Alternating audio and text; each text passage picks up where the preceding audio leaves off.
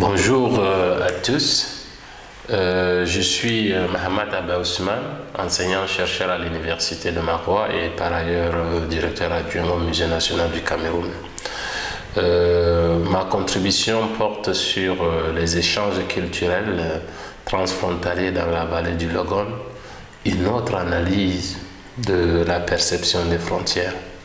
Ce qu'il faut indiquer, c'est que dans cette partie de l'Afrique, les frontières sont globalement, les frontières coloniales bien sûr, sont globalement perceptibles au niveau des éléments naturels, notamment les cours d'eau, les montagnes, les forêts. Seulement, lors de ce découpage colonial, la dimension culturelle n'a pas été prise en compte. C'est ainsi que plusieurs groupes ethniques se retrouvent de part et d'autre du Tchad et du Cameroun, parce que c'est de ça qu'il est question.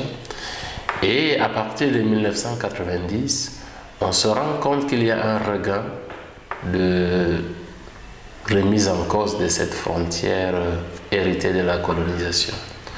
Ce peuple, uni par l'histoire, met en place des manifestations culturelles du coup, ce qui entraîne les migrations temporaires au cours de ces manifestations culturelles.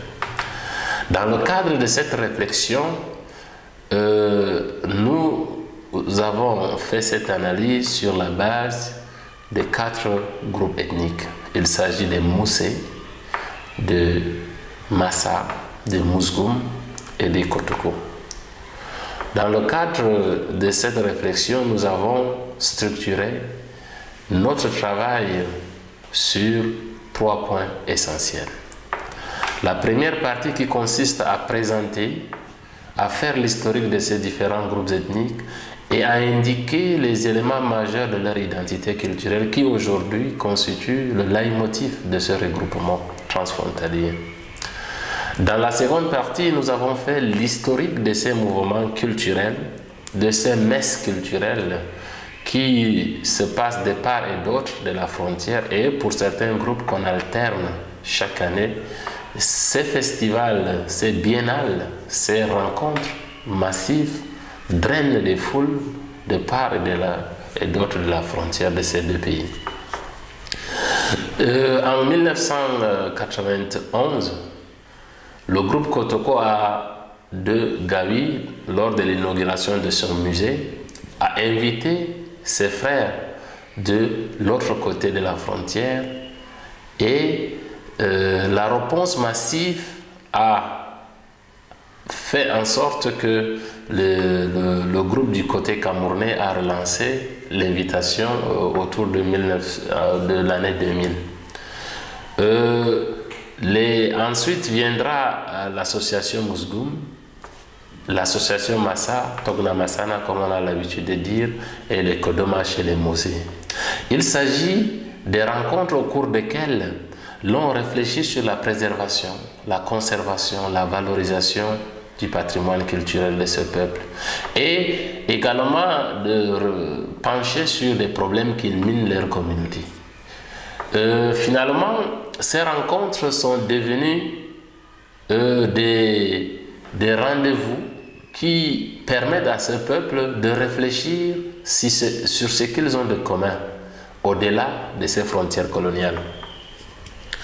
Par la suite, des activités de développement local se sont greffées à ces rencontres culturelles et l'on a le sentiment que finalement la frontière culturelle supplante la frontière politique et au cours de ces mouvements des personnes, je parlerai d'une migration temporaire, l'on n'a pas besoin de visa parce qu'il estime que de l'autre côté, il est chez lui Et donc, la notion de l'État, la notion moderne des États liés à la présence coloniale, finalement, n'a pas un impact réel sur la perception de ces peuples-là. D'où cette frontière culturelle de plus en plus présente.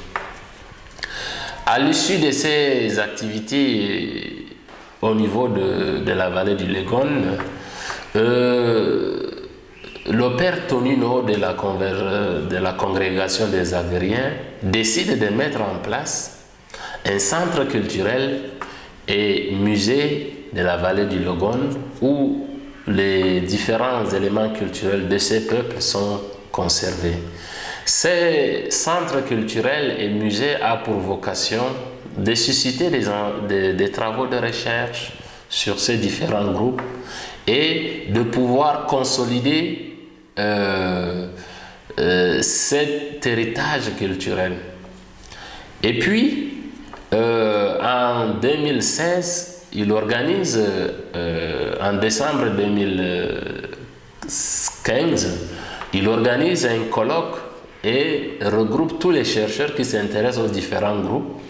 Ce colloque a rassemblé un certain nombre de publications et aujourd'hui, ce centre de recherche se positionne comme un laboratoire, un outil de recherche sur les différents groupes et où les différents éléments du patrimoine sont abordés, notamment les langues, les questions muséales, les festivals culturels, l'architecture. En tout cas, tous les éléments du patrimoine culturel sont abordés.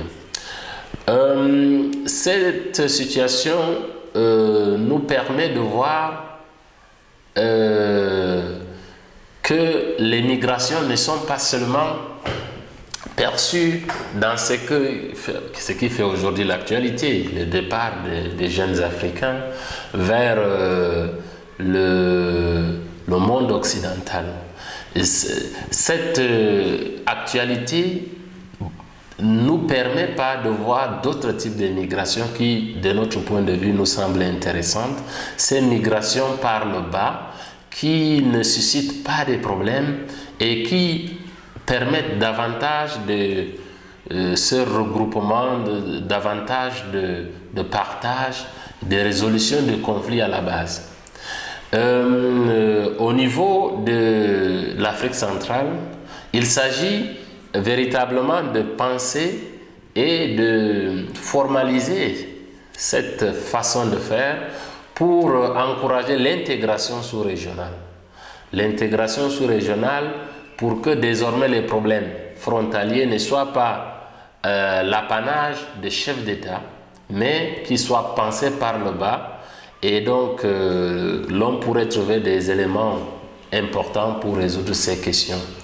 Il est aussi important de valoriser l'ensemble des situations géographiques semblables à celles de la vallée du Lagone pour confronter les regards, pour analyser et voir finalement que ce qui nous rassemble est plus important que ce qui nous, je vais dire, c'est ce qui nous oppose. Donc c'est une véritable vision de frontières qu'on devrait même intégrer dans la formation de ceux qui ont aujourd'hui en charge la gestion de ces frontières modernes. Voilà globalement ma contribution pour ce colloque. Donc mes préoccupations administratives ne m'ont pas permis de faire les déplacements. Je suis ouvert aux critiques, aux observations et je vous remercie pour votre aimable attention.